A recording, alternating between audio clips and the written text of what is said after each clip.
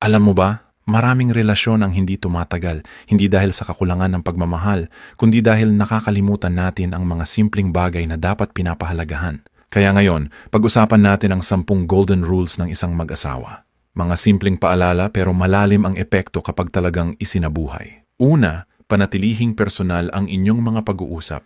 Tandaan, ang usapan ng mag-asawa ay sagrado. Hindi ito para sa kapitbahay, hindi para sa kaibigan, at lalong hindi para sa social media. Sa pagitan lang ninyong dalawa iyon. Pangalawa, manatili kayong mag-best friend kahit ano pa ang mangyari. Dahil sa huli, kapag humupa na ang kilig, ang tunay na pundasyon ng relasyon ay pagkakaibigan. Pangatlo, kapag nag-uusap kayo, huwag kalimutang may lambing pa rin sa tono. Hindi puro sigaw, hindi puro galit. Ang boses ng pagmamahal ay mas nakakaabot sa puso kaysa sa mataas na tinig. Pang-apat, punan ang pangangailangan ng isa't isa, pisikal man, emosyonal, o kahit simpleng presensya.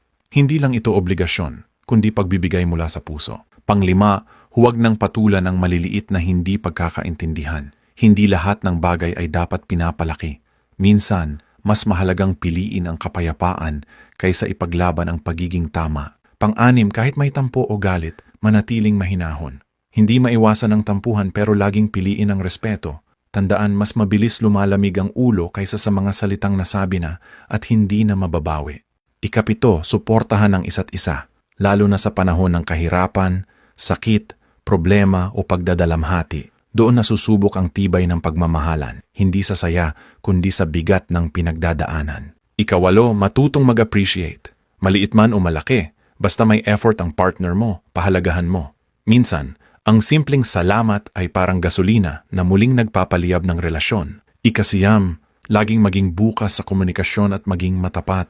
Walang mas matibay na haligi sa isang relasyon kundi ang tiwala at nagsisimula iyon sa katapatan. At panghuli, ang ikasampu, kahit gaano kayo kabisi, huwag kalimutang bigyan ng oras ang isa't isa. Dahil sa huli, ang oras ang isa sa pinakamahalagang regalong maibibigay mo sa taong mahal mo.